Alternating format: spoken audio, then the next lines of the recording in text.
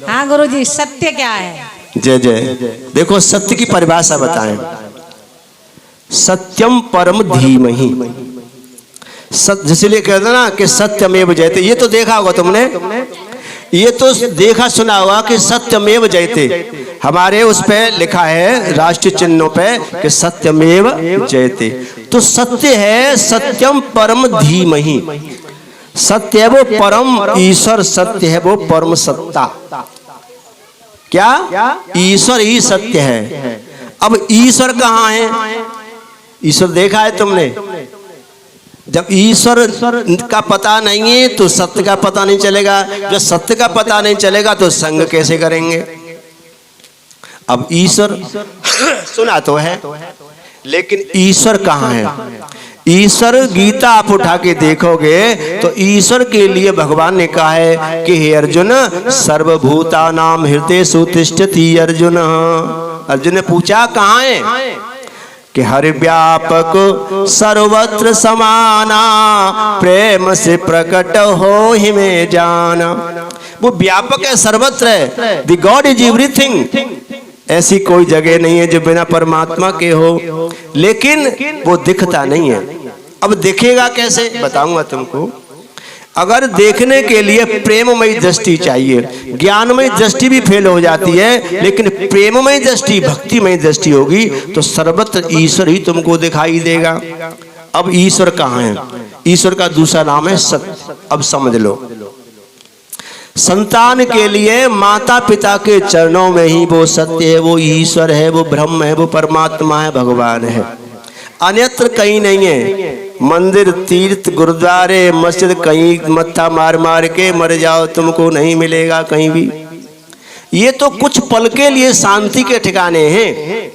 जैसे कि ये घर, तो ये घर है, ये मालिक नहीं है, मालिक तो कहीं और है। तो ऐसे ही ये भगवान का घर है। मंदिर, मस्जिद, गुरुद्वारे, मठ, ये उनका घर है। और जरूरी नहीं है कि घर का मालिक हर समय तुम्हें घर में मिले।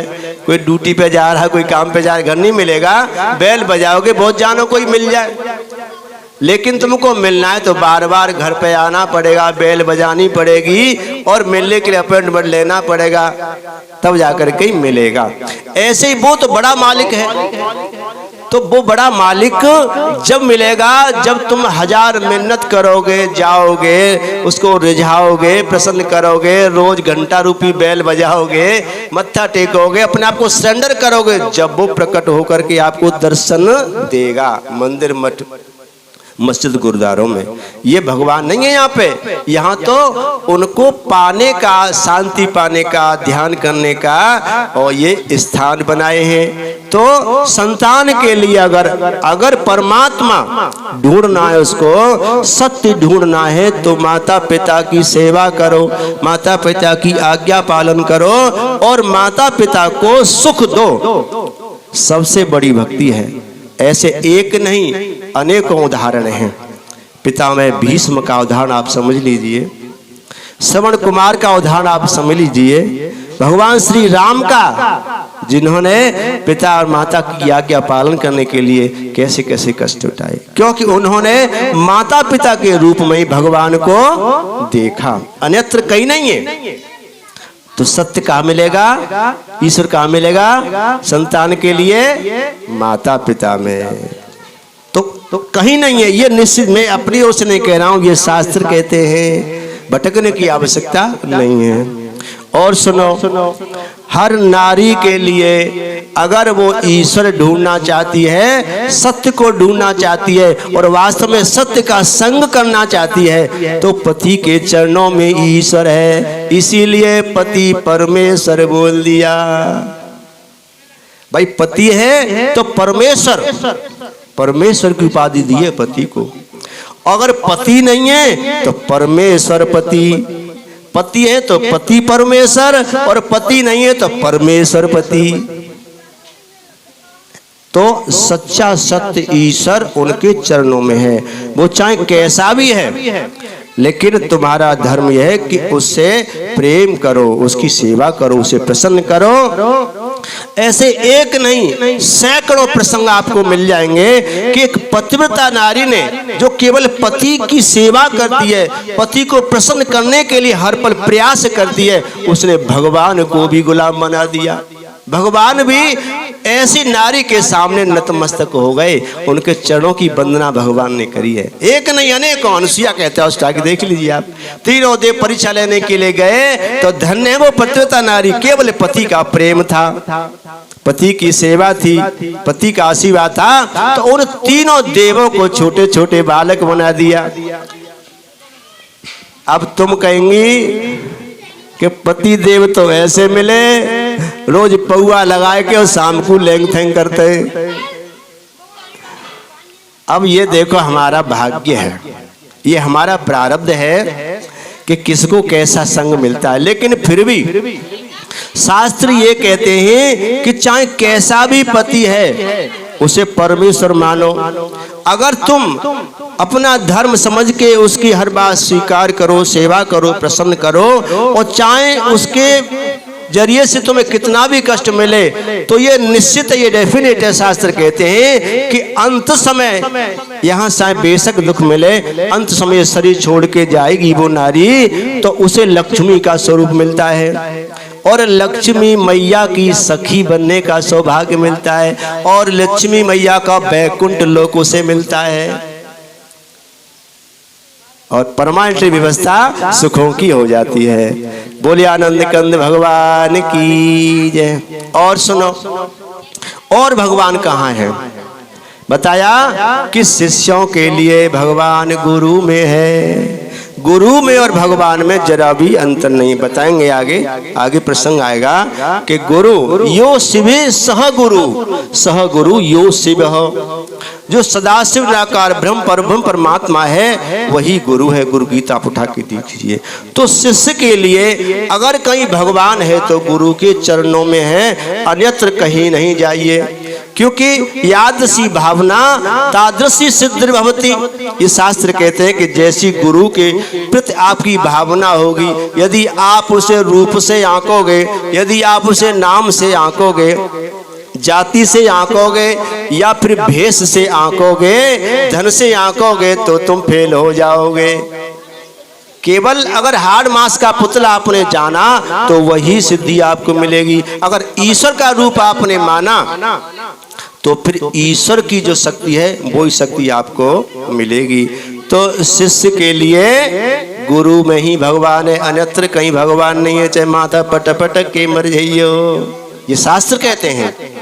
और सुनिए, ज्ञानी जो ज्ञानी अपने आप को जिन्होंने ज्ञान किया है, अच्छी बात है ज्ञान करना, तो ज्ञानी के लिए सर्वत्र सिया राम मैं सब जग जानी, करहु प्रणाम जोर जग पानी। अगर हमने ज्ञान प्राप्त किया है, अपने आप को पहचान लेना ही ज्ञान प्राप्त करना है। तो ज्ञान प्राप्त किया है तो प्रत्येक कण कण में, प्रत्येक जीव में, प्रत्येक सचराचर में और भगवान का दर्शन करे। ये अंतिम भक्ति है। 9 प्रकार की भक्ति बताई है, और अंतिम भक्ति में यही बताया है कि सब में भगवान का दर्शन करे, प्रत्येक कण कण में, जीव में। ऐसा समझ करके जब सब में भगवान देखेगा तो फिर किसी द्वेष नहीं करेगा, किसी पे क्रोध नहीं करेगा, और सब में भगवान का रूप ही देख करके आनंदित रहेगा। वो ज्ञानी की परिभाषा। वो ज्ञानी नहीं है अपना तेरा करे, अपने को श्रेष्ठ बनाए, है औरों को उल्लू बेवकूफ समझे, वो ज्ञानी नहीं है। दोस्त लोग के याद कर लिए, हम बड़े अभिमानी हो गए, तो वो तो नाश की जड़ है।